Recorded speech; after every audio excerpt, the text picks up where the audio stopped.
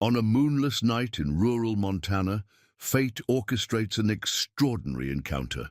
Jack Winters, a hard-working single father struggling to make ends meet, drives home from another exhausting night shift. Through the darkness, he spots orange flames consuming a luxury car on a deserted road.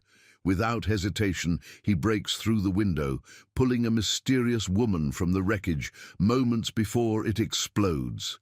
As she gasps for air, her trembling hand clutches his, and 5 desperate words change both their lives forever. "Please don't let them find me." Little does Jack know that the woman he just saved is Elizabeth Montgomery, a billionaire heiress running from those who want her dead. As he offers her sanctuary on his quiet farm, an unexpected bond begins to form between these two souls from different worlds. But can love survive when deadly secrets threaten to tear them apart? Before we jump back in, tell us where you're tuning in from. And if this story touches you, make sure you're subscribed, because tomorrow I've saved something extra special for you. The old photo album sat open on Jack Winters' kitchen table, its pages worn from years of gentle touches. In the dim light of early morning, he traced his finger across a photograph of Sarah holding baby Emma, her smile as radiant as the Montana sunrise. 5 years had passed since cancer took her, but some mornings the grief felt as fresh as yesterday. The ancient coffee maker sputtered to life, its familiar gurgle a constant companion during these pre-dawn hours. Jack's muscles ached from his night shift at the lumber mill, but there would be no rest yet. The farm demanded attention, and Emma would need breakfast before school. He closed the album carefully, tucking away memories of happier times. The kitchen window offered a view of his struggling farm, 40 acres of hope and hardship wrapped in barbed wire and mortgages. The bank had been patient so far, but patience had limits, especially in times like these. "Dad?" Emma's voice drifted down the stairs, followed by the soft pad of her footsteps. At 12, she carried herself with a grace that reminded him so much of Sarah, it sometimes caught his breath. "You're home early. Morning. Sunshine." Jack poured coffee into his thermos, hiding the exhaustion behind a warm smile. "Thought we might have breakfast together before school.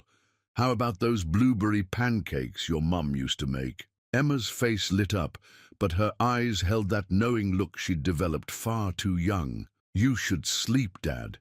I can make my own breakfast, and miss our pancake tradition, not a chance." He retrieved Sarah's old recipe box, its metal corners dented and worn. "Besides, someone needs to make sure you don't use up all the blueberries like last time." As they worked together in comfortable silence, Jack watched his daughter measure ingredients with careful precision. She'd grown up too fast after Sarah died, shouldering responsibilities no child should have to bear. The guilt of that weighed on him daily, heavier than any farm equipment he'd ever lifted. The morning sun finally crested the eastern hills, painting their small kitchen in soft gold. Emma set the table while Jack flipped the last pancake, their routine as familiar as breathing. These moments, these simple, precious moments, made the endless hours at the mill worthwhile. "Dad?" Emma's voice carried that tone that meant a serious question was coming. "Tyler's mom asked if you're dating anyone yet. She said it's been long enough." Jack's spatula paused mid-flip. "Did she now?" He kept his voice light, though something old and painful stirred in his chest. "And what did you tell Mrs. Harrison? That you're too busy taking care of me and the farm?" Emma's fork pushed a blueberry around her plate. "But would you? Date someone, I mean? If you met the right person?" The question hung in the air between them, heavy with unspoken hopes and fears. Jack studied his daughter's face, seeing both the child she was and the young woman she was becoming. "The right person would have to be pretty special," he said. "Finally, they'd have to understand that you and this farm come first, always." Emma nodded, seemingly satisfied with his answer, but Jack caught the slight smile playing at the corners of her mouth, the same smile Sarah used to get when she knew something he didn't. After breakfast, he watched Emma's school bus disappear, Down the dusty road, its yellow form growing smaller until it vanished around the bend. The morning stretched ahead of him. Fence repairs in the north pasture, a broken tractor that needed attention, and bills that wouldn't pay themselves. But for now, he allowed himself a moment of stillness, remembering Sarah's words from there. Last good day. Promise me you won't close your heart forever, Jack. Promise me you'll know love again when it finds you. He hadn't made that promise then, couldn't.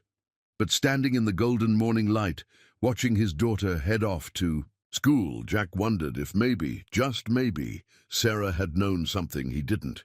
Jack's worn work boots left muddy prints on the barn floor as he made his morning rounds. Every step carried the weight of generations, his father's legacy, his own dreams, and Emma's future all bound up in this patch of Montana soil. The boots themselves told a story. Cracked leather patched too many times, soles worn thin from endless hours of labor, yet still holding together through sheer stubbornness. Much like everything else on the Winters farm, the morning light filtered through gaps in the weathered boards, illuminating dust motes that danced in the air.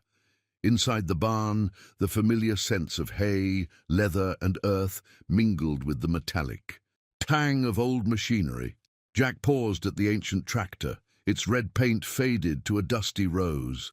The engine had been making an ominous clicking sound lately, another problem he couldn't afford to fix. "Morning, old girl," he muttered, patting the tractor's hood. The metal felt cool under his calloused palm.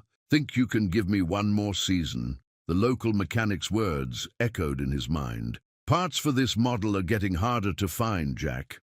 Might be time to think about upgrading." As if upgrading was an option when the mortgage payment ate up every spare dollar.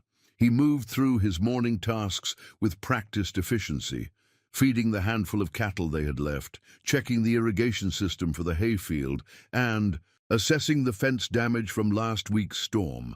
Each task came with its own mental calculation of cost versus necessity, a constant mathematics of survival. Mid-morning found him on his knees in the rich Montana soil, hands deep in the earth. As he worked on the irrigation pipes, the sun beat down on his neck and his muscles protested from the night shift, but there was comfort in the work. The land didn't care about bank balances or past due notices. It asked only for sweat and dedication, giving back what you put into it. Sarah had understood this connection to the land. She'd grown up on a ranch herself, daughter of a third-generation cattle farmer. "The earth remembers those who tend it," she used to say, her hands covered in dirt from her vegetable garden. Now Emma kept that garden alive, learning the secrets of growing things just as her mother had. The sound of approaching vehicles drew Jack's attention.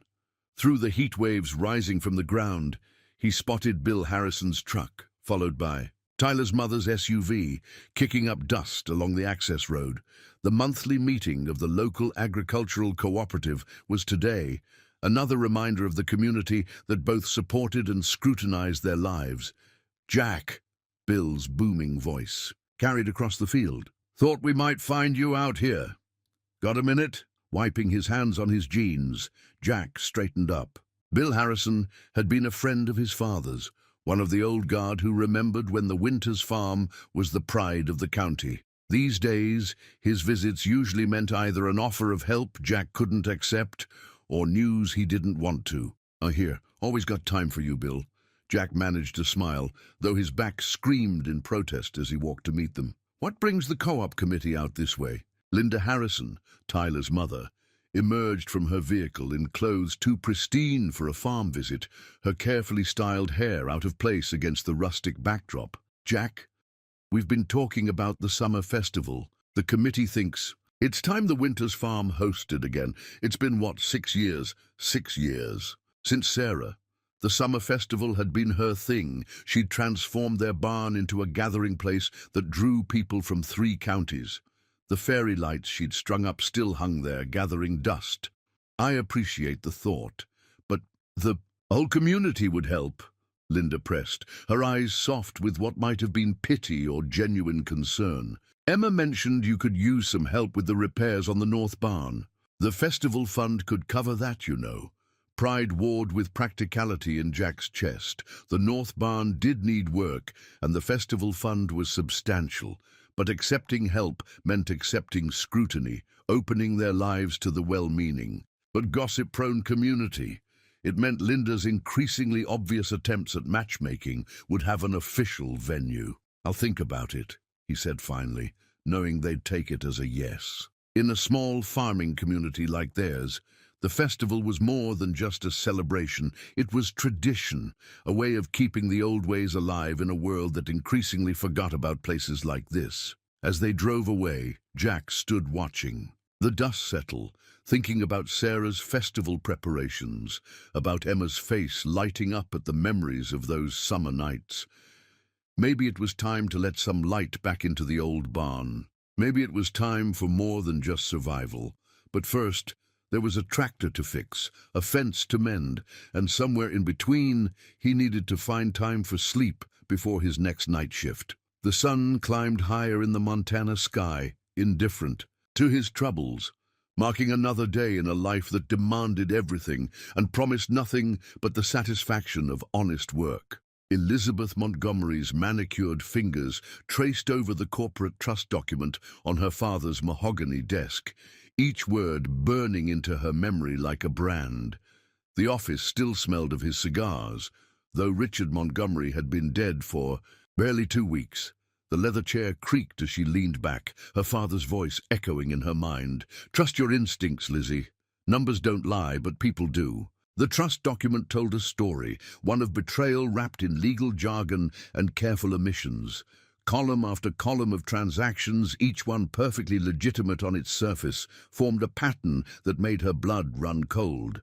Someone had been systematically draining the company's emergency funds, hiding the transfers behind a maze of shell corporations. "More coffee, Ms. Montgomery?" Her father's longtime secretary, Marion, appeared at the door, her face lined with concern. Elizabeth had been in the office since dawn, poring over documents most of the board thought she was too naive to understand. "No, thank you, Marion." Elizabeth smiled, though her stomach churned. "But could you tell me if Thomas is still in the building? Your brother left for lunch with Mr. Peterson an hour ago." Marion hesitated. "He asked me to remind you about the emergency. Board meeting tomorrow." Of course he had.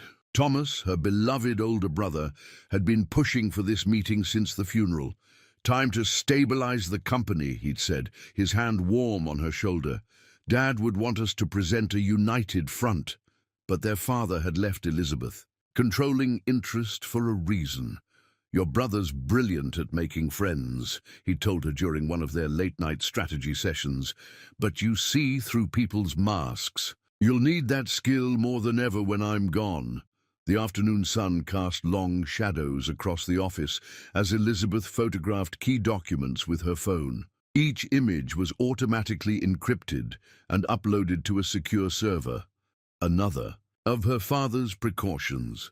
The corporate trust document with its damning evidence went into her briefcase. A soft knock preceded Thomas's entrance. Her brother filled the doorway in his perfectly tailored suit. Every inch the sophisticated CEO the board wanted. "Still working, sis? You should take a break. Peterson and I were just discussing tomorrow's meeting. He has some excellent suggestions for restructuring." Elizabeth met his concerned gaze, searching for any trace of the brother who had taught her to ride a bike, who had held her through their mother's funeral. "I was actually reviewing Dad's last quarter projections. Some interesting patterns in the subsidiary accounts." Something flickered behind Thomas's eyes, so brief she might have missed it if she hadn't been watching. "Don't worry about all that. The transition team will handle the details. You should focus on healing." He stepped closer, cologne masking the lingering scent of cigars. "We all want what's best for the company, for the family." Later, in her penthouse apartment, Elizabeth laid out the evidence like pieces of a puzzle. The pattern was clear now. Tomorrow's emergency meeting would be a coup. The board, led by Thomas and Peterson, would present evidence of mismanagement, force a vote of no confidence, and seize control of the company. The missing funds would never be mentioned. Her phone buzzed, a text from her father's old friend, Judge Harrison. Got your message. Documents received. Be careful. Elizabeth's hands shook as she packed a small bag. The private investigator's words echoed in her mind. Last 3 whistleblowers in similar cases, all tragic accidents within 48 hours of going public. She changed into dark clothes, transferred funds to secure accounts, and deleted her social media. The elevator to the private garage felt like a cage, each floor bringing her closer to a decision that would change everything.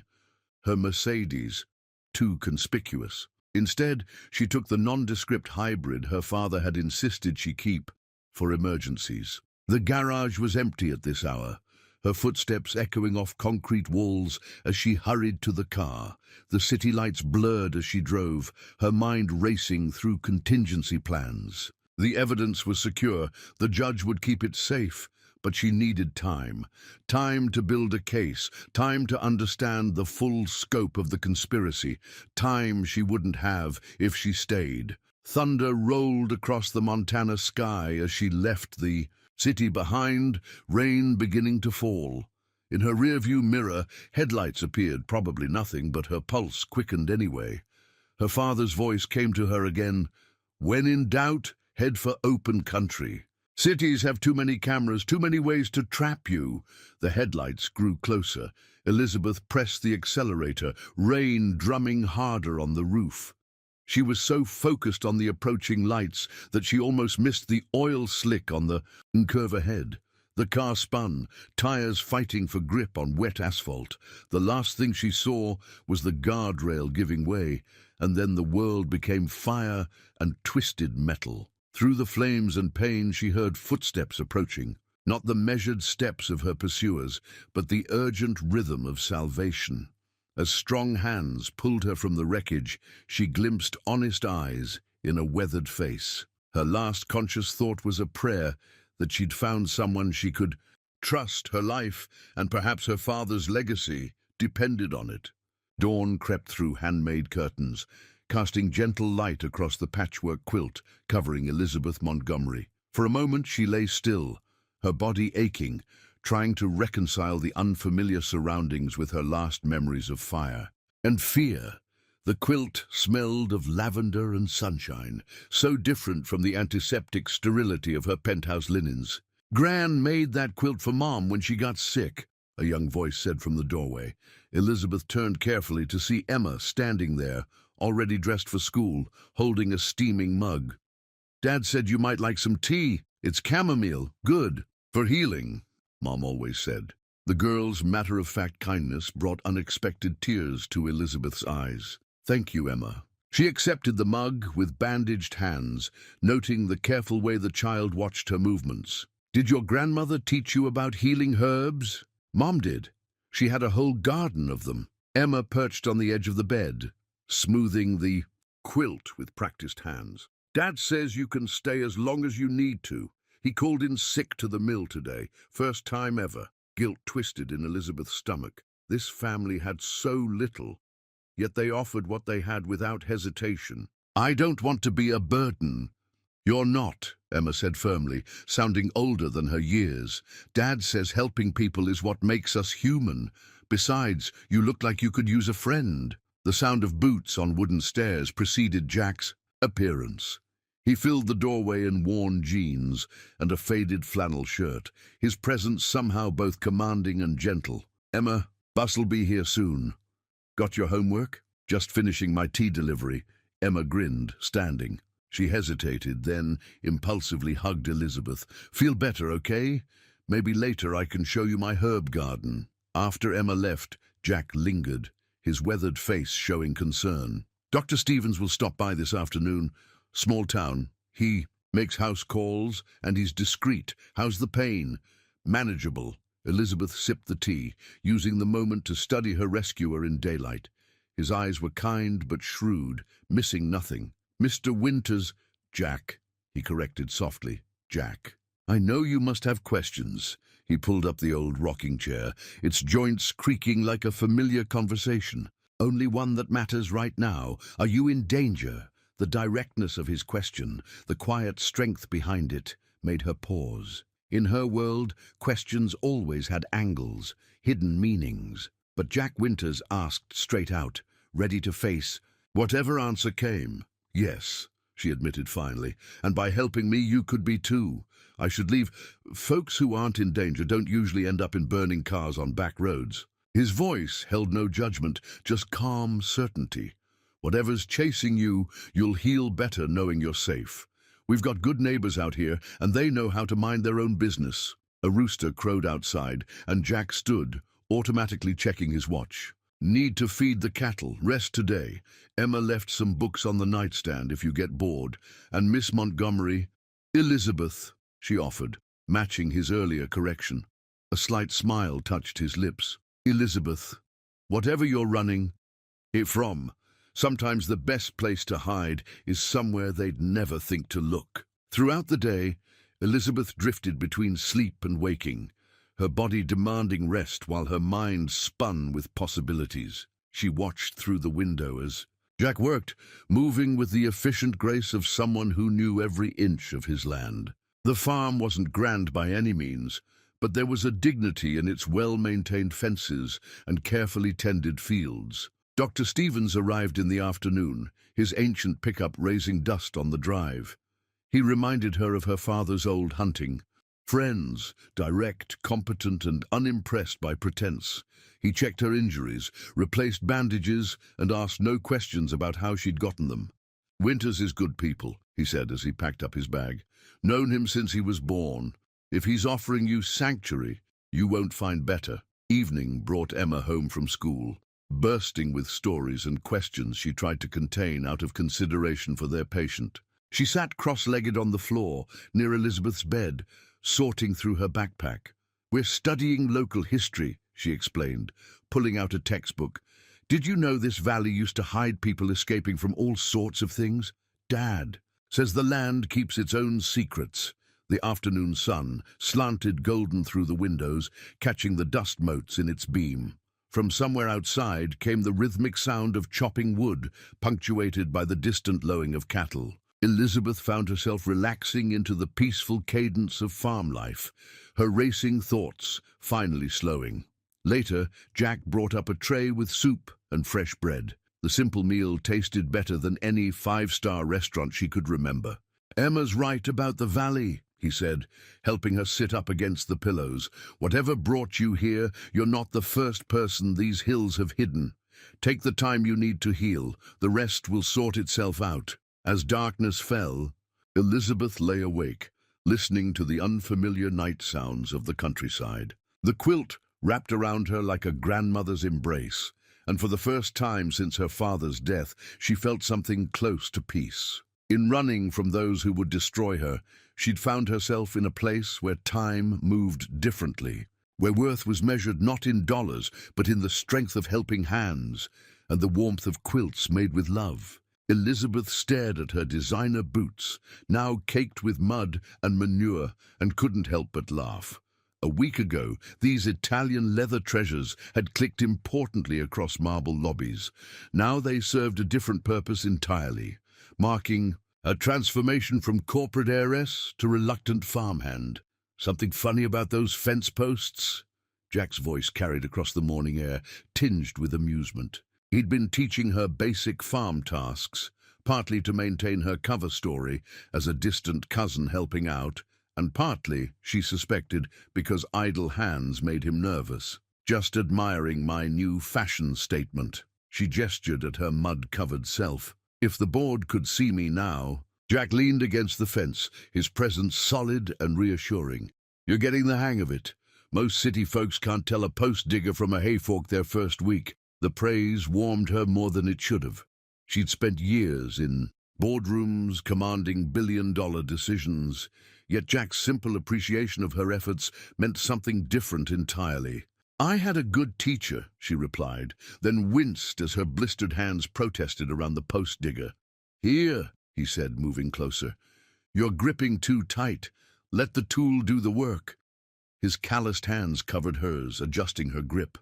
The contact sent an unexpected shiver through her that had nothing to do with the morning chill. A truck rumbled past on the distant road, making them both tense. But it drove on, leaving only dust and paranoid memories. These moments happened several times a day, sudden noises, unexpected vehicles, shadows that seemed to move wrong. Each time, Jack would casually position himself between Elizabeth and potential danger, his protective instinct as natural as breathing. "Emma's got her heart set on showing you her herb garden after school," he said, deliberately casual. "She hasn't been this excited about it since Sarah—" He trailed off, pain flickering across his features. Elizabeth focused on the fence post, giving him space to recover. She'd learned to read these moments when memories of his late wife surfaced like sudden storms. "She's a remarkable girl. You've raised her well. Sometimes I wonder." Jack drove his own post digger into the earth with practiced ease. "She grew up too fast after Sarah died, took on too much. Having you here, she's acting her age again. It's good to hear her laugh." The morning sun climbed higher, burning off the last wisps of valley fog. They worked in comfortable silence, falling into a rhythm that felt somehow familiar. Elizabeth found herself watching Jack when he wasn't looking. The sure movement of his hands, the quiet strength in his shoulders, the way the sun caught the silver threading through his dark hair. "You know," he said suddenly, "Emma asked me something interesting yesterday." He paused, seeming to choose his words carefully. "She wanted to know if you were hiding from bad people, or if you were one of the bad people yourself." Elizabeth's heart stumbled. "What did you tell her?" "Told her that sometimes good people have to hide from bad situations, and that I trust my gut." He turned to face her fully. "My gut's never been wrong about people, Elizabeth. Whatever you're running from, whatever you're protecting, I believe you're on the right side of it." Tears pricked at her eyes, unexpected and unwelcome. In her world, trust was a commodity to be traded, not freely given. "Your gut tell you anything else about me?" Something shifted in his expression, a warmth that made her breath catch. But before he could answer, a chorus of barking erupted from the nearest farmhouse. They both froze, watching a black SUV cruise slowly past the property. Jack moved with casual purpose, blocking Elizabeth from view behind the fence post stack. The vehicle continued down the road, but the moment had shattered. "Like fine crystal. We should head back," he said, gathering their tools. "Storm's coming anyway." Indeed, dark clouds were building over the mountains, promising afternoon rain. As they walked back to the farmhouse, Elizabeth found herself studying her ruined boots again. They represented everything she'd left behind: privilege, power, certainty. Yet somehow, covered in honest Montana mud, they felt more authentic than they ever had on polished floors. The distant rumble of thunder followed them home. Emma would be back from school soon, eager to share her garden and her stories. There would be a simple dinner, comfortable conversation, and moments when Elizabeth almost forgot she was hiding for her life, almost forgot that she didn't belong in this world of fence posts and family meals. But belonging, she was learning, had little to do with where you came from. It had everything to do with where you found your heart coming to rest. And despite every rational argument against it, despite the danger she'd brought to their door, Elizabeth Montgomery's expensively educated heart was learning the simple language of farm life and the even simpler language of falling in love. The farm's account books spread across the kitchen table like a paper maze, their coffee-stained pages telling a story Elizabeth had learned to read all too well. Jack stood at the window, shoulders tense, while she ran calculations on her phones. In Calculator, her one concession to modern technology since going into hiding. "So that's why the feed costs spike every quarter," she muttered, tracing a pattern in the numbers. "Jack, who's your supplier?" "Peterson Agricultural Supply. Been using them since my father's time." He turned from the window, his expression guarded. "Why?" Elizabeth bit back a bitter laugh at the familiar name. Peterson, always Peterson, his tentacles reaching even here. "They're overcharging you. These delivery fees are nearly double the regional average, and these fuel surcharges—" She shook her head, silver-streaked dark hair falling across her face. There are at least 3 local suppliers who could do better. Jack moved closer, studying the numbers she'd circled. His proximity sent a now familiar warmth through her chest, one she couldn't afford to acknowledge. Changing suppliers isn't simple out here. Relationships matter. So do margins. Elizabeth pulled out a fresh piece of paper, beginning to sketch a basic flow chart. Look, if you restructured your ordering schedule and partnered with the Harrison farm for bulk purchases. Her hand moved swiftly, years of business strategy flowing onto the page. Emma wandered in from her homework, drawn by their intense discussion. "Dad, is Elizabeth fixing our money problems?" Jack's face softened as he looked at his daughter. "She's trying to help us understand them better, Sunshine." "Actually," Elizabeth smiled at Emma, "I'm learning too. Your dad's taught me more about real-world economics this week than my entire MBA program." It was true. The complex dance of small farm survival made corporate finance look almost simple in comparison. The kitchen filled with the smell of Emma's attempt at chocolate chip cookies, slightly burnt, but made with love. Outside, a gentle rain began to fall, drumming on the tin roof like nature's own accounting department, tallying up its resources. "Here," Elizabeth pointed to a particular set of figures, "you're actually losing money on the hay operation when you factor in equipment maintenance. But if you converted that south field to organic produce—" She stopped, suddenly aware she might be overstepping. But Jack was looking at her with something new in his eyes. Respect mingled with curiosity. "Go on," he said softly. "I'm listening." She outlined her idea, watching his expression shift from skepticism to consideration. The local organic market was underserved, and with Emma's herb garden already thriving, the numbers danced in her head, not as cold statistics, but as possibilities, as hope. "We'd need startup capital," Jack mused, running a hand through his hair. "Banks aren't exactly throwing money at small farms these days."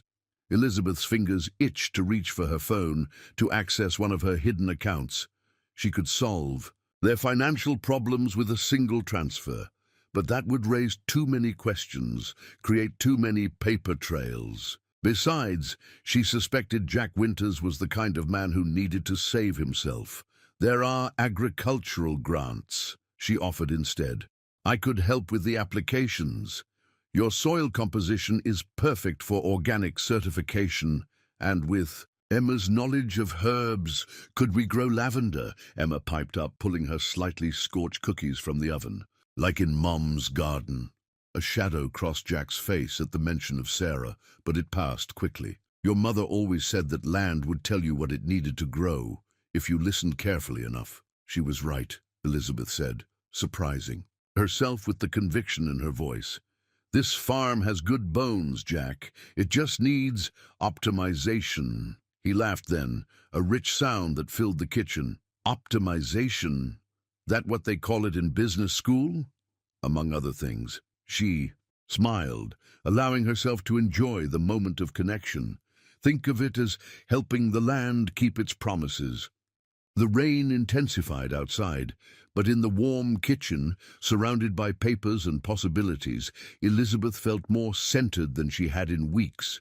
Here, helping this family find their way forward, she wasn't the Montgomery heiress or the corporate whistleblower. She was just Elizabeth, a woman with skills to share and a heart that grew more invested with each passing day. Emma set a plate of imperfect cookies between them, and they bent their heads together over the books again. As they worked, Elizabeth caught Jack watching her with an expression that made her pulse quicken. In his eyes, she saw something dangerous. Not the threat of discovery or corporate revenge, but the far more terrifying possibility of finding exactly where she belonged. The account books told their story of struggle and persistence, but between the lines, another story was being written. One that had nothing to do with numbers and everything to do with the way Jack's hand brushed hers as they reached for the same paper. The way Emma's eyes lit up at the mention of expanding her garden. The way this kitchen felt more like home than her penthouse ever had. Outside, another vehicle drove past, slow and deliberate, but for once Elizabeth didn't flinch. She was too absorbed in the simple miracle of belonging. even if only for a moment, even if it couldn't last. The old recipe book lay open on the counter, its pages yellow with age and spotted with generations of cooking adventures. Elizabeth ran her finger along Sarah's handwritten notes in the margins of the pot roast recipe. Extra carrots for Jack, and don't forget fresh thyme from garden. Such small details, such intimate knowledge of the people you love. Mum always said recipes are like love letters, Emma explained, carefully measuring herbs from her garden.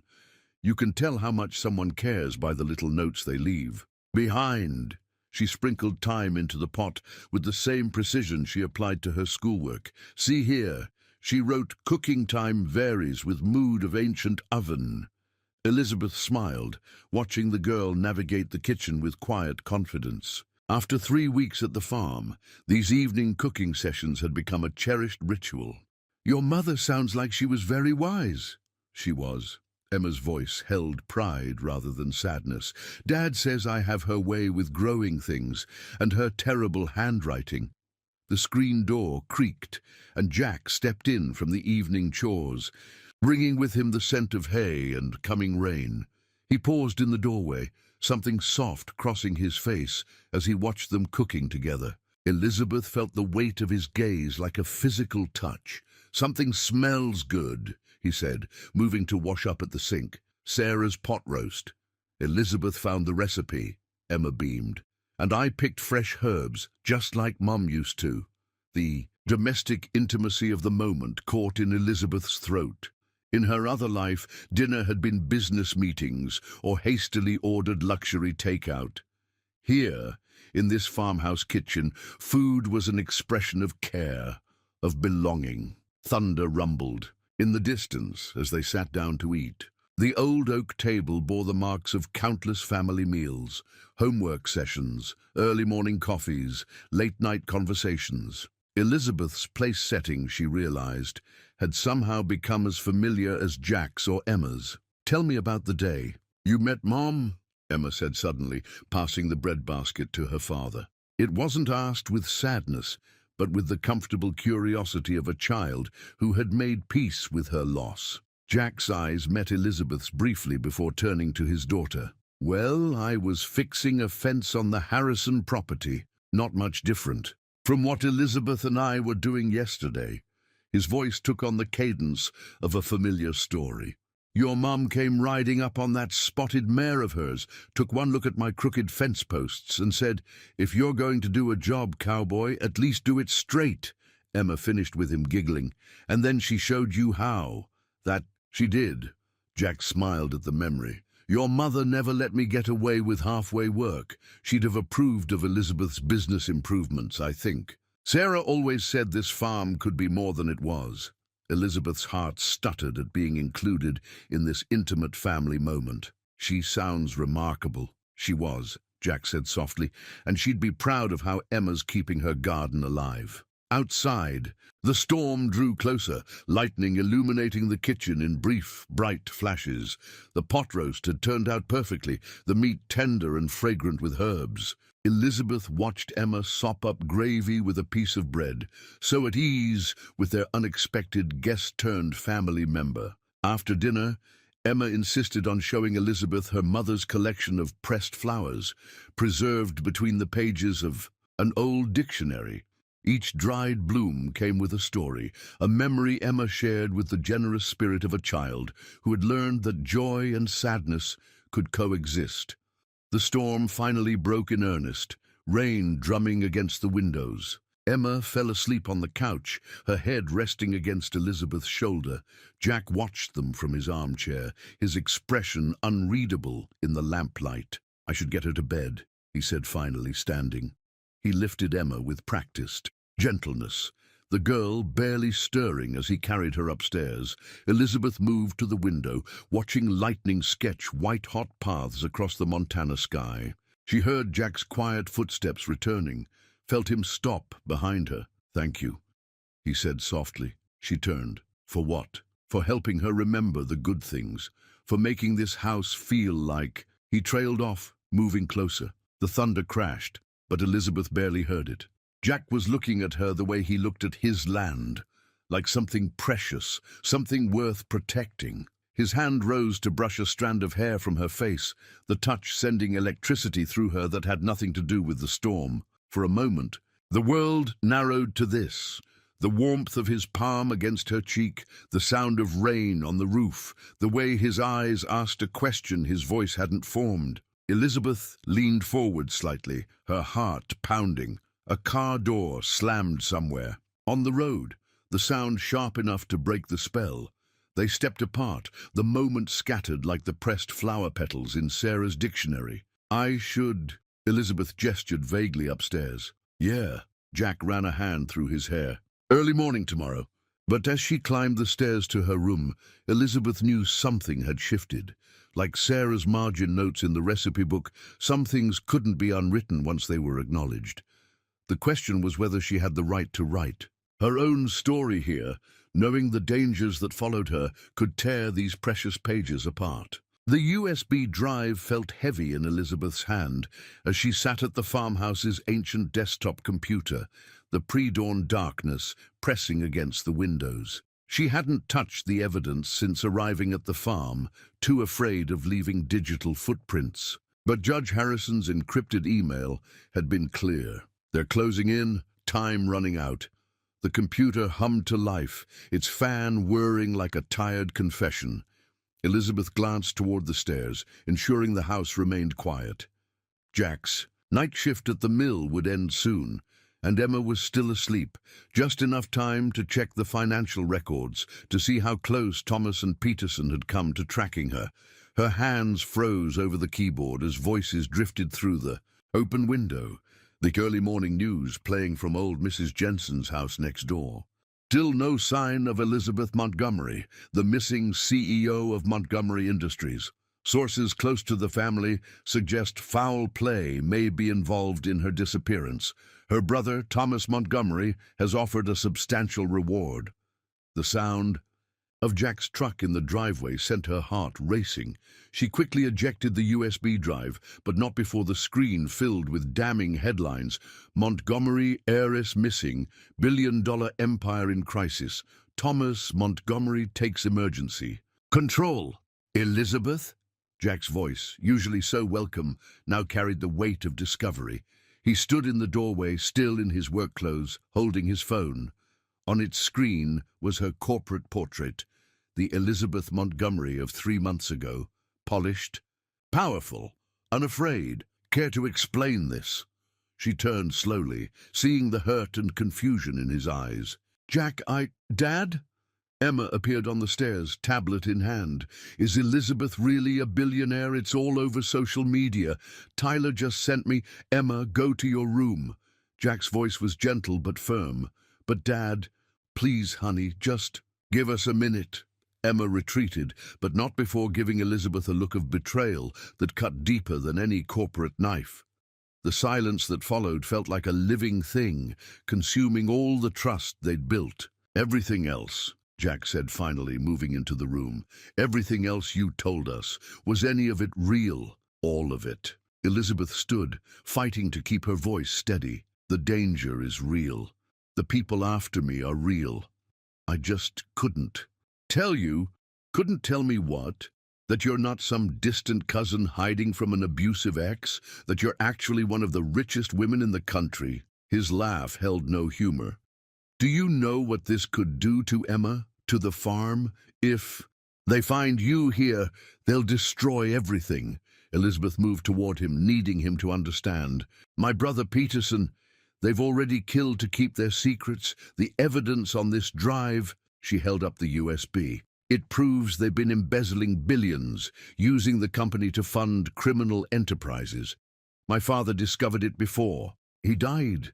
That's why they want me dead. Jack took the drive, turning it over in his weathered hands.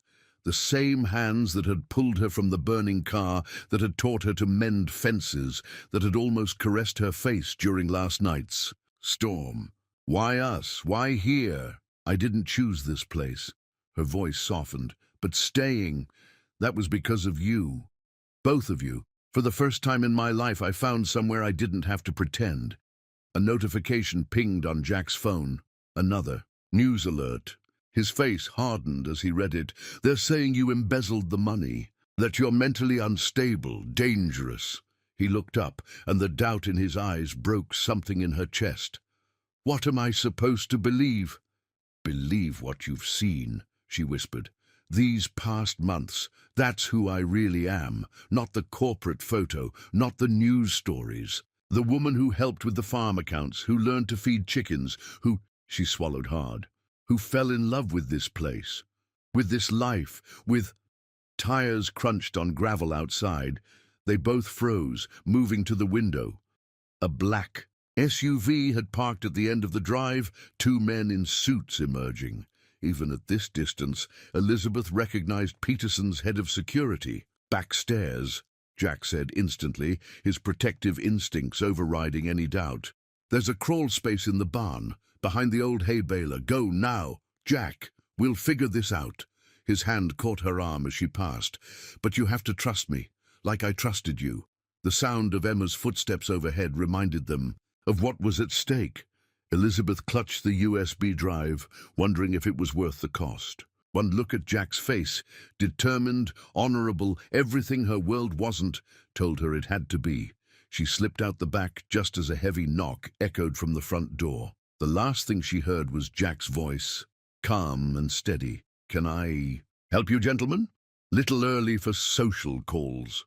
The morning sun was rising over the mountains as Elizabeth ran toward the barn, casting long shadows across the farmyard. Somewhere in the house, her two worlds were about to collide, and she couldn't be sure anything would survive the impact. Jack's fingers brushed the Army Ranger badge in his pocket, a habit from another life, one he'd left behind when Sarah got sick. The two men in his kitchen carried themselves with the artificial casualness of trained operators.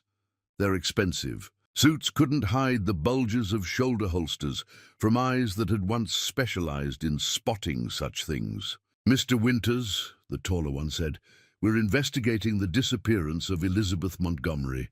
Routine canvass of the area." He placed a photo on the kitchen table. Elizabeth in corporate armor, her smile professional but empty. Nothing. Like the real smile Jack had come to know, the one that appeared when Emma showed her new herbs or when the morning sun hit the fields just right. "Pretty far off the beaten path for a corporate investigation," Jack observed, keeping his voice neutral. Through the window, he could see Emma on the front porch watching. Smart girl, she'd positioned herself where she could see but not be seen, just as he'd taught her. "Miss Montgomery's brother is very concerned." The second man spoke with the oily smoothness Jack remembered from interrogation training. "She was unstable before she disappeared, possibly dangerous." Jack's hand tightened on his coffee mug, remembering Elizabeth's gentle patience with Emma, her careful tending of Sarah's garden. "That's so. We have reason to believe she may be in this area." The first man leaned forward slightly. "The reward for information is substantial, enough to save a struggling farm, perhaps." The badge in Jack's pocket seemed to grow heavier. 15 years since he'd led a special operations team, since he'd been the kind of man these visitors would think twice about threatening. He'd buried that part of himself when he'd chosen family over duty, trading combat zones for crop rotation. But some skills never fade. "Mind if we look around?"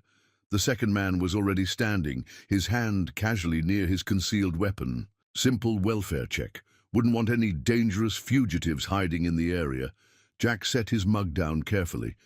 "Actually, I do mind." His voice changed subtly, shed its farmer's drawl. "And unless you have a warrant, we're done here." Something shifted in the men's posture, recognition, perhaps, of the predator they'd mistaken for prey. The taller one reached slowly into his jacket. "That would be unwise," Jack said softly. "My daughter's watching from the porch, phone in hand. One wrong move, and this becomes a very official incident. I'm sure Mr. Peterson would prefer to avoid police involvement." They hadn't mentioned Peterson's name. The slip made both men tense. "You seem well informed for a simple farmer," the oily one said, "and you seem underprepared for professionals." Jack smiled without warmth. "Your surveillance missed a lot." like the fact that every neighbor within 5 miles has been watching. Your vehicle since you turned off the highway. Small communities look after their own. As if on cue, Bill Harrison's truck rumbled past, slowing deliberately. 2 more vehicles appeared on the access road, their drivers familiar faces from the agricultural cooperative. Here's what's going to happen, Jack continued, his voice carrying the quiet authority that had once commanded elite teams. You're going to leave. You're going to tell your employer that Elizabeth Montgomery isn't here, and you're going to suggest that searching private property without warrants might attract unwanted attention. You're making a mistake, the tall one warned. If you're hiding her, the only mistake, Jack cut in, was thinking I was just another desperate farmer you could intimidate. The next visitor better have a warrant and a better class of operative. The threat hung in the air between them, clear but carefully legal. Both men glanced at the growing number of vehicles visible through the window, at the watching neighbors who formed a silent ring of protection. We'll be in touch, the oily one said finally. No, Jack replied. You won't. He watched them leave, noting their license plate out of habit. Emma slipped inside as the SUV disappeared down the road, her face a mix of fear and fierce pride. Dad, she touched the hand that still gripped his coffee mug. Are you really just a farmer? Jack pulled the badge from his pocket, its surface worn smooth by years of worry. I'm your father. That's what matters. He looked toward the barn where Elizabeth was hiding. But sometimes being a father means being other things too. Are we going to help her? Emma's voice held no doubt, only determination. She's family now, isn't she? Even if she didn't tell us everything. Jack studied his daughter's face, seeing Sarah's strength there. Family, he said slowly, is complicated. But yes, we're going to help her. Because it's right. And because you love her, Emma finished simply.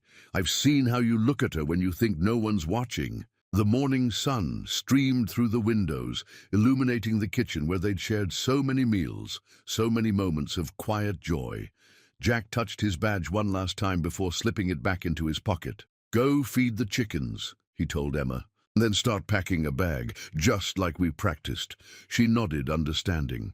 They'd had a bug-out plan since Sarah died, another habit he'd never quite shed. Now, watching his daughter move with calm purpose, Jack felt the old tactical mindset returning. He'd kept his combat skills carefully boxed away, but for Elizabeth, for his family, it was time to become the man he used to be, the man who knew how to fight back. The security camera feeds flickered across the old laptop screen, showing 4 different views of the farm's perimeter. Elizabeth watched Jack check them methodically, his movements precise and practiced. In the 3 hours since Peterson's men had left, he'd transformed their home into a tactical operations center with the efficiency that both impressed and unsettled her. Military-grade cameras, she observed, recognizing the quality of the infrared imaging. Not standard farm equipment, Sarah insisted. Jack replied, adjusting one of the feeds.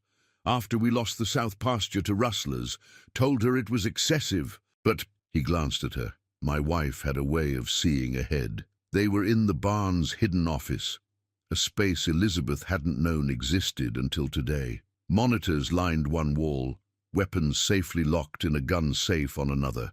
A go bag sat ready by the door.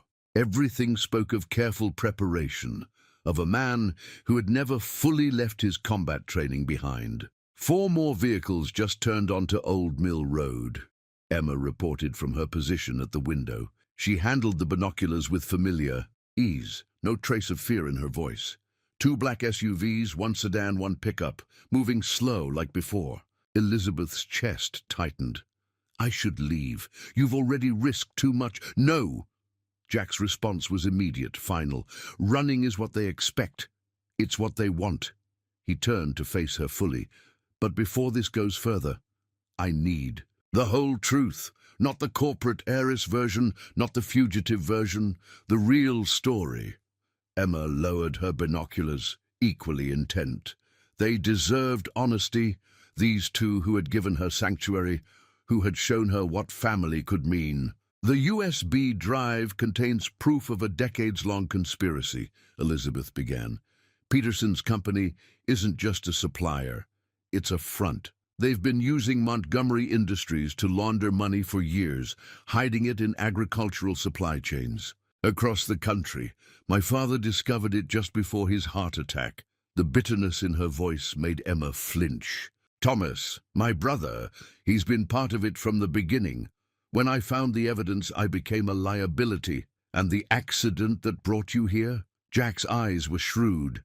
Was no accident. They thought they'd finished the job, but, she smiled grimly, Father insisted all his children learn defensive driving, another precaution that seemed excessive at the time. A quiet beep from the security system interrupted them. Jack moved to the monitors, his expression hardening. They're not even trying to hide now. 8 men, armed, spreading out along the tree line. Dad? Emma's voice carried a tremor for the first time. Mrs. Harrison's lights just went on. And Mr. Jensen's. Jack nodded, unsurprised. Community alert system, old-fashioned but effective. He reached for his phone, sending a quick text. Bill's rallying the co-op members. No one comes after one of ours without answering to all of us. Ours, Elizabeth whispered. His eyes met hers, soft despite the tension surrounding them. You stopped being a stranger the day you helped Emma plant Sarah's lavender. He checked. The monitors again. Besides, Peterson's operation threatens every farm in the valley. This was always going to be our fight, too. Headlights appeared on the main road, but these were familiar. Farmers' trucks and ranch vehicles positioning themselves strategically around the property. The community's response brought unexpected tears to Elizabeth's eyes. In the corporate world, alliances lasted only as long as profit margins allowed. This was something else entirely. Movement at the south fence, Emma reported suddenly. They're cutting through. Jack's phone buzzed. Bill's people are in position. Sheriff's been notified unofficially. He turned to Elizabeth. Last chance. This gets ugly from here. She straightened, feeling the weight of the USB drive in her pocket. I won't run anymore. Whatever happens, we face it together. A shot rang out, a warning fired into the air. Her voice carried across the darkened farm. Montgomery, we just want to talk. Yeah, Jack muttered, checking the gun safe's combination lock. That's not happening. He looked at Emma, their practiced protocol passing unspoken between them. She nodded and moved to the hidden storage space, already knowing her role. Elizabeth watched father and daughter work in seamless coordination, years of preparation becoming reality. I never meant to bring war to your door. War was already here, Jack replied, his voice gentle despite his focused movements. Been here since corporations like Peterson started choking the life out of family farms. You just gave us a chance to fight back. Through the cameras, they watched Peterson's men advance through the darkness, unaware that every movement was observed, not just by Jack's security system, but by dozens of watchful neighbors. Urban operators, used to working in concrete canyons, missing the subtle signs of rural resistance. Dad? Emma's voice was steady again. Remember what Mom always said about bullies? A rare smile crossed Jack's face. That they never expect the sheep to bite back. He checked the monitors one final time. Well, they're about to learn what happens when they threaten the wrong flock. The night air thrummed with tension. But in that hidden room, surrounded by technology and trust, Elizabeth finally understood what she'd been running toward all along.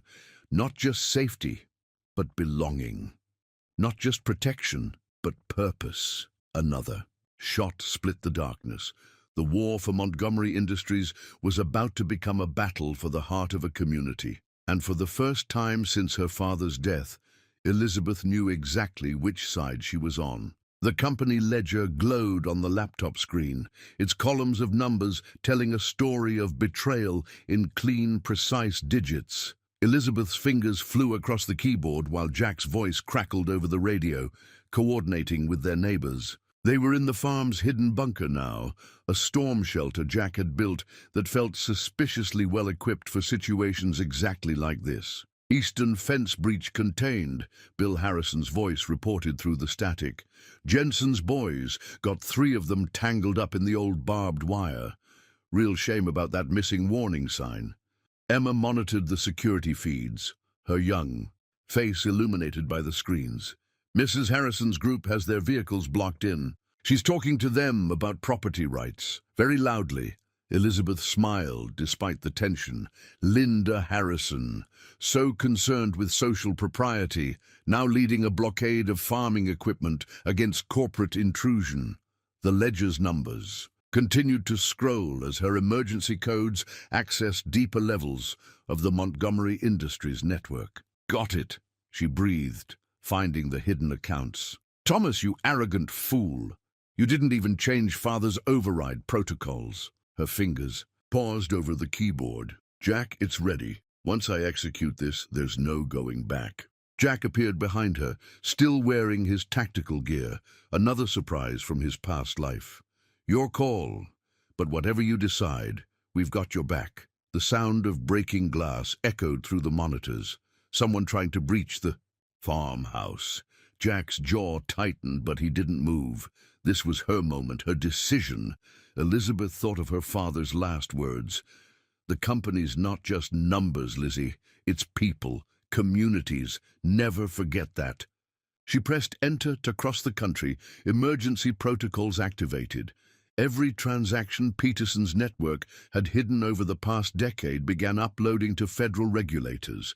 Every shell company, every fraudulent supply contract, every piece of evidence her father had discovered and she had verified, all of it pouring into the light. Multiple vehicles approaching from the highway, Emma reported. But these are different. Black sedans, government plates. FBI's Financial Crimes Unit, Elizabeth explained, watching confirmation emails flood her secure account. Judge Harrison's been keeping them updated. They were just waiting for evidence that couldn't be buried. A new voice blared through the night, amplified and official. This is the Federal Bureau of Investigation. The property is surrounded. All armed individuals are ordered to stand down immediately. The security feeds showed Peterson's men freezing, caught between corporate enforcers and federal agents. In the confusion, local farmers melted away into the darkness, years of hunting experience serving them well. Dad, Emma's voice held a note of concern. There's movement in the North Field. Someone's running for the old logging road. Jack studied the infrared feed. Peterson's head of security. Man knows when a ship is sinking. He checked his weapon, an old habit. He'll have a backup vehicle stashed. He also has a copy of the evidence, Elizabeth added. Dead man's switch. Insurance against Thomas turning on him. She met Jack's eyes. We can't let him leave. For a moment, she saw the tactical commander he must have been, analyzing angles and options. Then he smiled. The warm, quiet smile she'd fallen in love with. Emma, show Elizabeth the tunnel entrance, the one that comes up behind the old oak tree. Emma nodded, understanding instantly. Mom's escape route, for when the storms get bad. I'll handle our friend. Jack moved toward the bunker's back exit. You two be ready with the evidence when the FBI starts asking questions. Jack, Elizabeth caught his arm. Be careful. These men, they've killed before. His hand covered hers, calloused and warm. Yeah, well, so have I. Different cause, better reasons. He glanced at Emma, then back to Elizabeth. Besides, I've got something worth fighting for. The moment held between them. All the unspoken feelings, rising to the surface. Then Emma cleared her throat. Guys, bad guy getting away, federal agents everywhere. Maybe save the romantic stuff for later. Jack chuckled, squeezing Elizabeth's hand once before letting go. Smart kid. Wonder where she gets that from. Sarah, they said together, and the shared memory was a comfort rather than a pain. As Jack disappeared into the tunnel, Elizabeth turned back to the laptop. The company ledger continued to spill its secrets, each revelation another nail in Peterson's coffin. Outside, federal agents were securing the farm, their flashlights cutting through the darkness like searching fingers. Emma settled beside her, shoulder touching shoulder in quiet support. "We're going to be okay, aren't we? All of us?" Elizabeth wrapped an arm around the girl who had somehow become as dear as family. "Your dad's out there, and he's got the whole community watching his back," she smiled. "Besides, I think it's time Peterson learned what happens when you threaten a family that knows how to fight back." Through the monitors, they watched the FBI begin to restore order to their little corner of Montana, but Elizabeth's attention stayed on the North Field, where somewhere in the darkness, the man she loved was proving that a farmer could be a warrior too, especially when protecting his own. The childhood photograph trembled in Elizabeth's hands. Her and Thomas at their family's Montana ranch, both grinning, his arm protective around his little sister. They couldn't have been more than 12 and 8, their faces sun-browned and happy. Before money and power had poisoned everything, before their father's death had revealed the rot at their family's core. "He's here," Emma called from her lookout position. Outside, a helicopter's rotors chopped through the dawn air, drowning. Out the FBI agents still processing Peterson's captured men. "Looks like he came alone." Jack appeared at Elizabeth's shoulder, still wearing his tactical gear from the night's operation. The head of security was now in federal custody, along with the evidence he'd tried to destroy. But Thomas was different. "You don't have to face him," Jack said softly. Elizabeth tucked the photo into her pocket. "Yes, I do. He's still my brother." The helicopter landed in the south pasture, its downdraft bending the grass in waves. Thomas Montgomery emerged like a corporate warrior in his bespoke suit, every inch the polished CEO. But Elizabeth saw what others missed, the slight tremor in his hands, the darkness under his eyes. Her brother was afraid. "Quite the operation." "You're running, Lizzie?" Thomas's voice carried across the farmyard as he approached, threading between FBI vehicles. "Father would be impressed, though perhaps not by your choice of allies." His gaze swept dismissively over Jack and Emma. "Father taught us both about allies," Elizabeth replied, moving to meet him. "About loyalty, about family. I wonder what he'd think of how well those lessons took." Something flickered in Thomas's eyes. Pain, regret, or maybe just calculation. "You don't understand what you've done. The people involved, the power you're challenging." "I understand perfectly." Elizabeth's voice hardened. "I understand that you helped kill our father, that you were willing to kill me. All for what? Peterson's blood money?" It wasn't like that. For a moment, her brother's corporate mask cracked. "Peterson had evidence. Things father had done in the early days. He would have destroyed everything we built." "So you destroyed it first?" Elizabeth pulled out the childhood photo, held it up like an accusation. The brother in this picture would have fought back, would have protected his family.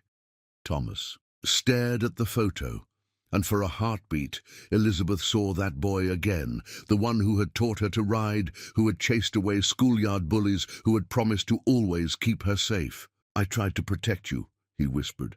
"The car, it wasn't supposed to be like that. Peterson's men went too far. I tried to call it off, but you were in too deep."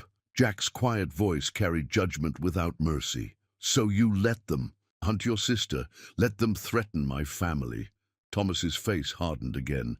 "Family? You've known her for 3 months. I've spent a lifetime being afraid." Emma's clear voice cut through the tension. She stood on the porch, holding something in her hands.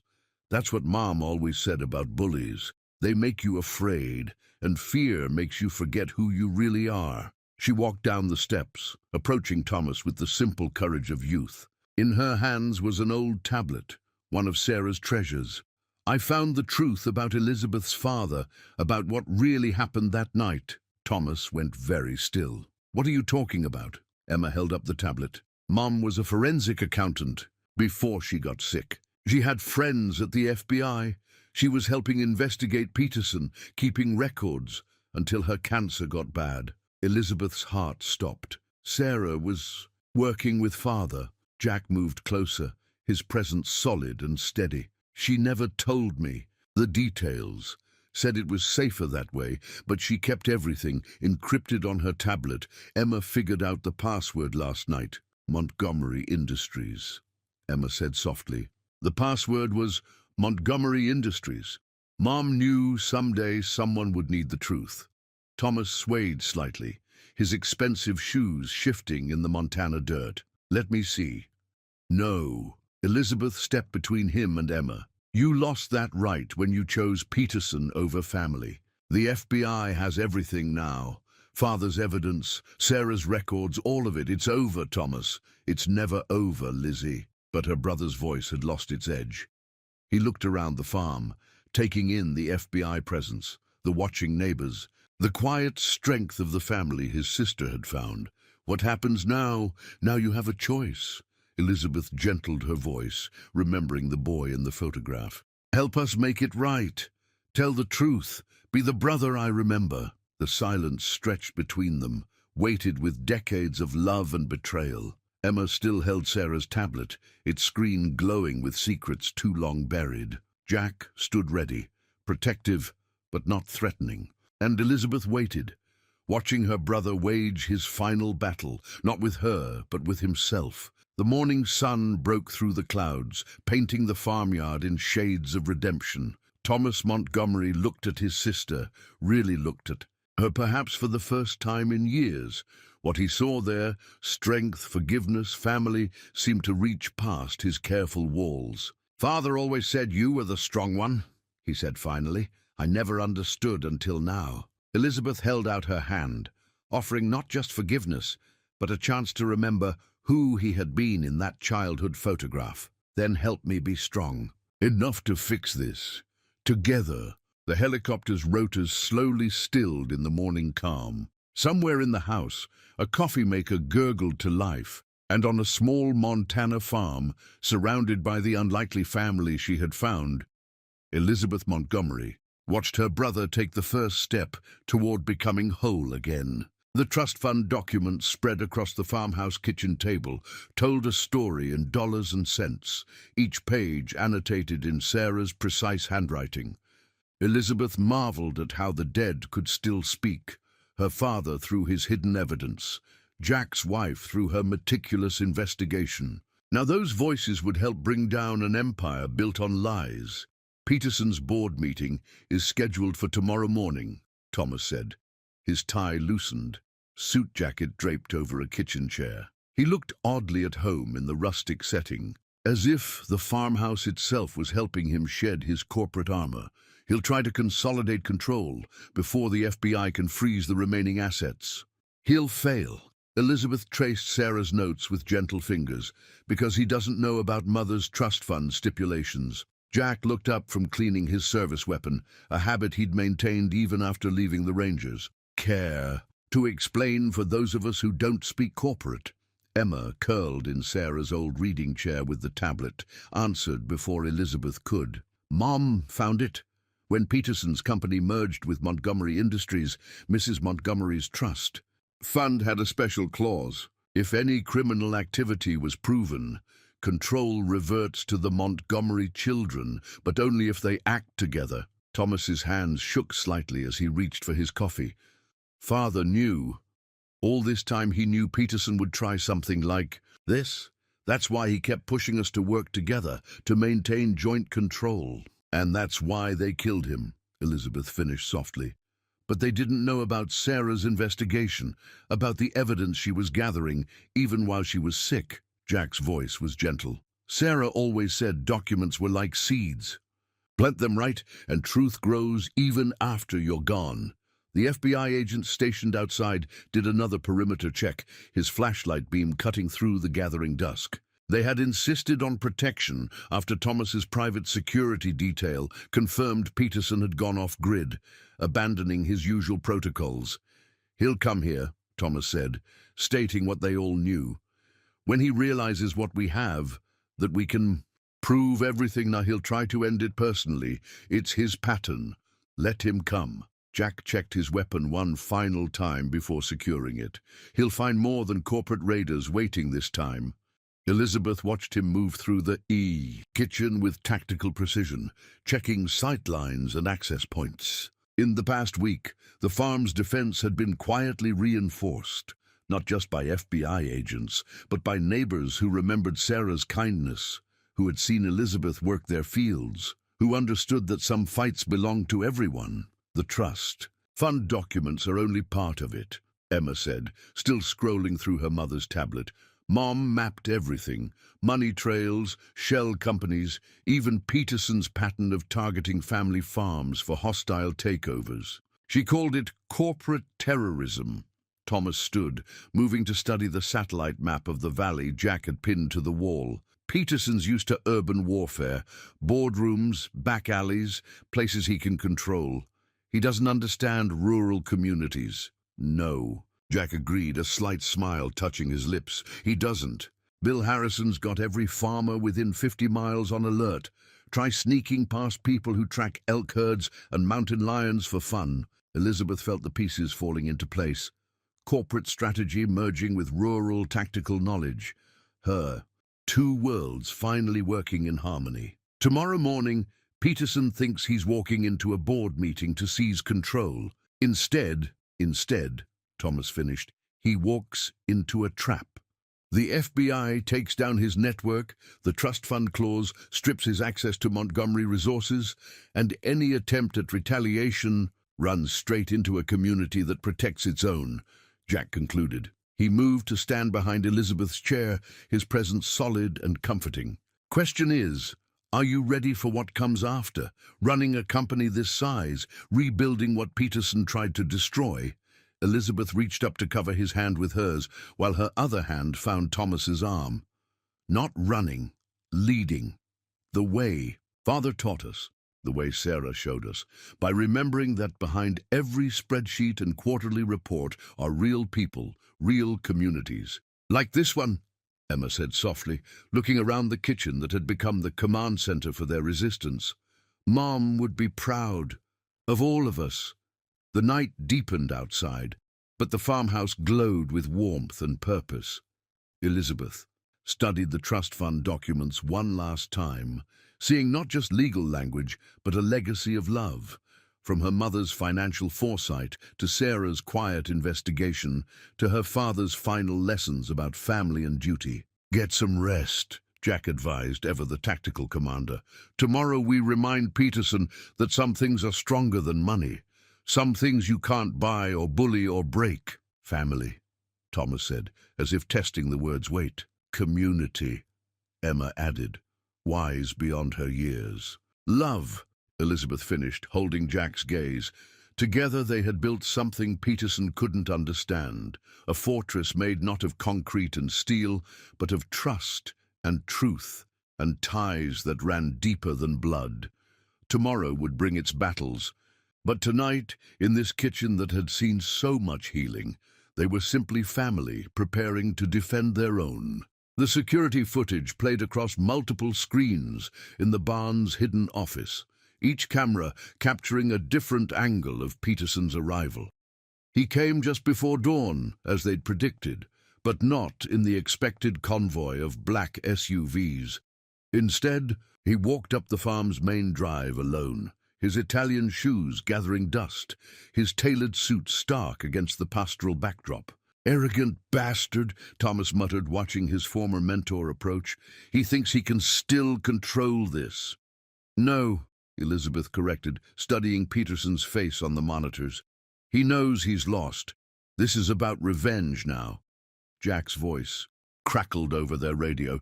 Remember the plan. Let him think he's got the upper hand. Emma, you stay in the safe room no matter what you hear. I know, Dad.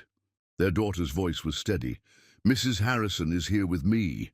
We're monitoring all frequencies. Elizabeth touched the screen where Peterson's image walked closer, remembering board meetings and charity galas, all the times she'd seen him standing beside her father, all the times he'd smiled while plotting their destruction.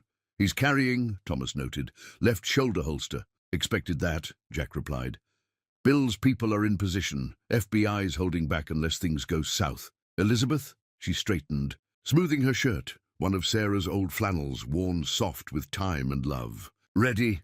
The farmhouse door stood open in morning stillness. Peterson mounted the porch steps, his footfalls heavy with purpose. Elizabeth met him in the kitchen, where so many of their plans had been laid. "I have to admire the theatricality," Peterson said by way of greeting. The prodigal daughter hiding on a farm of all places. Very dramatic. "Hello, Robert." Elizabeth kept her voice calm, using his first name deliberately. "Would you like some coffee? Sarah's old percolator still makes the best cup in the valley." The casual mention of Sarah's name hit home, a flicker of unease crossing Peterson's face. "Where's Thomas? My sources say he's turned traitor." "Brother." Thomas emerged from the pantry, disheveled but dignified. "She prefers come to his senses." Peterson's hand twitched toward his shoulder. The mighty Montgomery siblings united. "At last, your father would be so proud.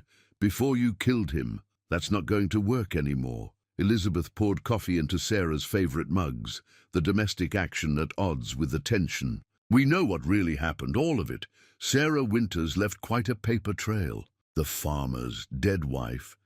Peterson laughed, but there was an edge to it. What could she possibly have known? Thomas moved to stand beside his sister. "Everything. Every shell company, every forged document, every accident that cleared your path. She was working with father before you killed him. And now everyone else knows too," Elizabeth added. "The FBI has Sarah's records, father's evidence, the trust fund documents. It's over, Robert. Montgomery Industries is returning to what it should have been. A force for building communities, not destroying them." Peterson's smile turned cruel. "You really think your little farming friends and federal watchdogs can stop what's coming? I built this empire. I own judges, senators. But you don't own this land." Jack's voice carried from the doorway. He stood relaxed but ready, every inch the special operations veteran. "And you don't know much about rural communities." The farmer plays hero. Peterson's hand moved toward his holster. "Stay out of this. It's beyond your comprehension." "See, that's your mistake." Jack nodded slightly, a signal to unseen allies. "Thinking you're the biggest predator in these hills." The morning erupted with coordinated precision. Bill Harrison's rifle cracked from his hiding spot, sending Peterson's gun spinning. Linda's horse trailer blocked the road behind him. Farmers emerged from the pre-dawn shadows, carrying the quiet authority of people who worked the land. "Community watch," Jack explained mildly. "We take care of our own." Peterson's mask finally cracked, showing the desperation beneath. "You think this changes anything? I still have contacts, resources." "No, you don't." Emma's voice came through. "The kitchen radio. Mum's files just went live. Every news outlet, every regulatory agency, every law enforcement database. It's trending worldwide." Elizabeth saw the moment Peterson realized the truth. He was finished, not by corporate maneuvering or legal strategy, but by the quiet determination of a dying woman who had seen through his facade years ago. "It's funny," Thomas said, watching his former mentors collapse. "You taught us that power comes from controlling others, but real power, it comes from protecting what matters. Family," Elizabeth added softly. "Community. Love. Everything you tried to destroy. FBI." Vehicles pulled into the farm's drive, summoned by some silent signal. Peterson's shoulders sagged, his expensive suit now dusty and defeated. As agents approached with warrants and handcuffs, he turned one last time to Elizabeth. "Your father said you were too soft for this world," he spat. "Too willing to trust." "No." Elizabeth felt Jack's hand slip into hers, felt Thomas's shoulder brush her own. "He taught me to trust the right people, to build something worth fighting for." The sun crested the mountain ridge as Peterson was led away, painting the farm in hues of victory and vindication. Neighbors emerged from their posts. Emma ran to hug her father, and in the golden morning light, Elizabeth finally felt the weight of fear lift from her shoulders. Sarah's security cameras kept their vigilant watch, recording the moment a community's strength overcame corporate greed. recording the moment a family, pieced together from love and trust and shared purpose, stood undefeated in the morning sun. A packet of morning glory seeds lay on the farmhouse windowsill, waiting for spring planting. Elizabeth touched the paper envelope gently, remembering Sarah's garden journal entry about them. Morning glories remind us that beauty can climb out of darkness, that each dawn brings new beginnings. 2 weeks had passed since Peterson's arrest. The FBI had cleared out, the media circus had moved on, and the farm was settling back into its rhythms, though nothing was quite the same. Rather like the garden's soil after winter, everything had been turned over, made ready for new growth. The board approved the restructuring plan, Thomas said, looking up from his laptop at the kitchen table. He'd shed his corporate uniform for jeans and a flannel shirt, looking more like their father than ever. Montgomery Industries' agricultural division will be headquartered here in the valley. Local oversight, community-based decision-making. Sarah would have appreciated the irony, Jack remarked, passing Elizabeth a cup of coffee. Corporate giant brought to heel by small-town values. Emma burst through the door, her face flushed with excitement. The first lavender shoots are coming up, and Mrs. Harrison says we can expand the herb garden into her south field. She wants to start a local cooperative. Elizabeth shared a smile with Jack. Linda Harrison, once so concerned with social climbing, had become one of their strongest allies in rebuilding the community Peterson had tried to destroy. Speaking of cooperation, Thomas began, then hesitated. The trust fund, Father's final failsafe. It requires both of us to manage the company. I thought maybe, if you wanted to run things from here, a corporate headquarters on a working farm.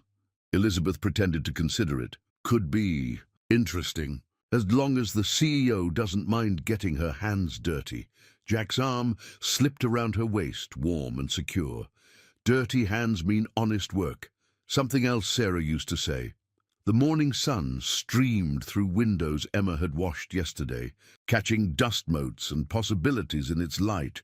On the wall, Sarah's old garden calendar showed the phases of the moon, her neat handwriting marking planting dates that would still be followed, her wisdom still guiding them. The Peterson trial starts next month, Thomas said quietly. They'll need us both to testify. We'll be ready. Elizabeth reached for her brother's hand across the table. Together this time. Emma set a fresh plate of only slightly burnt cookies between them. Her baking was improving with practice. Does this mean you're staying, both of you, for good? The in question hung in the air, weighted with hope. Elizabeth looked around the kitchen, where she'd first learned to trust again, at the family she'd found, and the brother she'd recovered.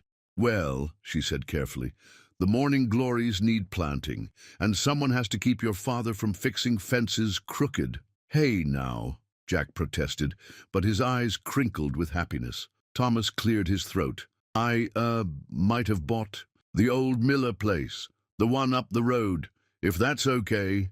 Emma launched herself at her uncle, cookies forgotten. Really, you're staying too? Someone has to represent the corporate office, he replied, awkwardly returning her hug. Besides, I hear this valley grows more than just crops, grows families too. Outside, Bill Harrison's truck rumbled past, heading to the first meeting of the new agricultural cooperative. The morning glories would wait to be planted, their seeds holding the promise of beauty to come, just as Sarah had known they would, just as she had planned even while fighting her final battle, preparing the ground for healing she wouldn't live to see. Elizabeth leaned into Jack's embrace, watching Emma teach Thomas the proper way to dunk cookies in milk. The corporate world still turned. Montgomery Industries still needed guidance, but it would be different now, led from a farmhouse kitchen instead of a boardroom, grounded in the soil that had given her sanctuary. You know, Jack murmured against her hair, most people would think it's crazy. Running a corporation from a farm, living with your brother up the road, letting a 12-year-old girl design your community outreach programs. Most people don't understand about morning glories, Elizabeth replied. How they need both roots and room to climb. Emma looked up from her cookie dunking lesson. Mom always said crazy was just another word for brave, for trying something new. Thomas nodded slowly. Father used to say the same thing, right before he taught us something important.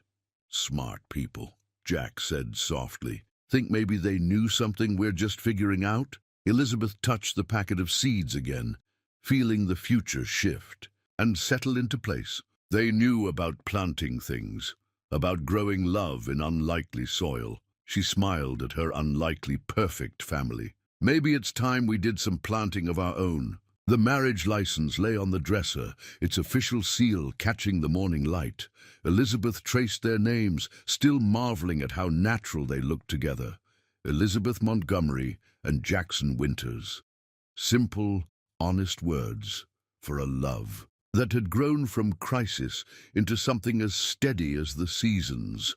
Mom, Uncle Thomas is here with the quarterly reports, and Mrs. Harrison wants to know if we're still having the wedding reception in the North Field. Emma's voice carried up. The stairs, the word Mom, still new enough to make Elizabeth's heart skip. The adoption papers had been finalized last month, another document marking their family's evolution. She found them in the kitchen, her almost teenage daughter arranging fresh herbs for the wedding centerpieces, her brother looking relaxed in his now customary casual attire, and Jack pouring coffee into Sarah's old mugs. The scene was so ordinary, yet so precious. The cooperative's numbers are exceptional, Thomas reported, spreading papers across the table they'd once used to plan. Peterson's downfall. Who knew organic farming could be this profitable? The board's talking about expanding the model to other regions. Sarah knew, Jack said quietly. Found her old business plan in the attic last week. She'd mapped out everything, the cooperative, the community-based management, even the integration with Montgomery Industries. She just ran out of time to see it through. Elizabeth touched the herbs Emma was arranging. Lavender and thyme from Sarah's garden, now expanded across 3 farms. She saw it through us, all of us. The past year had transformed more than just their family. The valley had become a model for rural economic revival, with Montgomery Industries' agricultural division leading the way in sustainable farming practices. Peterson's trial had ended in a conviction. His empire dismantled, his stolen assets returned to the communities he'd tried to destroy. Did you ever imagine? Thomas mused, watching Emma work. That day you pulled Elizabeth from that burning car. That I'd end up with a corporate executive for a wife, a reformed corporate raider for a brother-in-law, and a daughter who can calculate profit margins while breeding heritage herbs? Jack smiled, drawing Elizabeth close. Life's funny that way. Emma looked up from her arrangements. Sarah, she wrote about that too. In her journal, she said love was like her garden. You plant the seeds, but you can't always predict what will grow. The kitchen filled with morning light, turning Emma's herbs into stained glass, catching the tears in Elizabeth's eyes. So much had changed, yet the heart of their home remained the same. This kitchen where they'd planned battles and celebrated victories, where they'd learned to be a family. The FBI called, Thomas mentioned, trying to sound casual. They want us to consult on other cases of corporate land grabs targeting farming communities. Apparently, we are experts now. We. Elizabeth raised an eyebrow at her brother. Thomas shrugged, a gesture so like their father it hurt. Well, I do have some inside knowledge of how these operations work, and a vested interest in stopping them. He glanced around the kitchen, at the life they'd built from the ashes of their old world. Besides, someone has to keep you from going too soft on the corporate raiders. Soft? Jack chuckled. Your sister just negotiated the toughest agricultural labor standards in the country. Made 3 CEOs cry last week alone. Yeah, but she lets Emma's 4-H club use the corporate jet for field trips, Thomas countered. Educational outreach, Elizabeth deadpanned. Very tax deductible.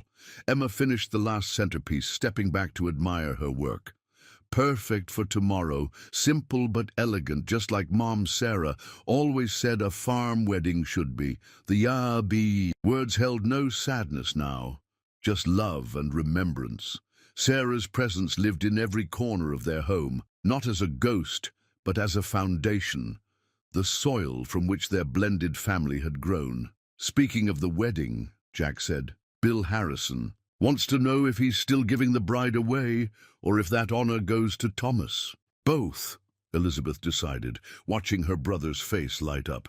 This family's about building bridges, not choosing sides.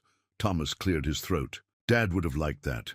He always said the Montgomery strength was in our unity, not our divisions. He would have loved all of this, Elizabeth agreed. The farm, the cooperative, the way we've merged his business vision with Sarah's community values. He would have loved you, Emma said simply, hugging Elizabeth, just like we do. Outside, wedding preparations were underway. The north field where they'd once fought Peterson's men now held tables and chairs. Fairy lights strung between posts like stars caught in nets. Tomorrow, under Montana's vast sky, they would make official what their hearts had known for months. That love, like morning glories, could bloom in the most unexpected places. Elizabeth Montgomery Winters stood in her farmhouse kitchen, surrounded by the family she'd found and the brother she'd recovered, breathing in the scent of herbs and coffee and possibility. Tomorrow would bring new challenges, new opportunities to defend what they'd built. But today, in this moment, she was exactly where she was meant to be, home. The family portrait hung in the farmhouse kitchen, capturing a moment 5 years after the wedding. Elizabeth and Jack stood center, their love evident in the way they leaned toward each other. Emma, now 17, held her 4-H championship ribbon, surrounded by the herbs she'd made famous throughout the valley. Thomas sat on the porch steps beside them, his corporate polish softened by years of country living, a genuine smile replacing his old boardroom mask. But it was the background that told the real story. Sarah's garden expanded into acres of organic herbs, the cooperative's processing barn gleaming with solar panels, and the Montgomery Winters Agricultural Institute rising from restored farmland. The institute, Emma's idea, had become a beacon for communities fighting corporate land grabs, a place where business expertise met rural wisdom. They still called it the farm, where love grew from ashes, where a burning car brought together two worlds, where morning glories climbed toward heaven every spring, carrying Sarah's legacy in their blooms. And in the valley, they still told the story of how a corporate heiress and a farmer proved that the strongest foundations are built not with money or power, but with trust, truth, and the courage to choose love. In Sarah's garden, beneath the Montana sky, her final journal entry had become their family motto, etched in stone. Plant hope, nurture love, trust in tomorrow's bloom.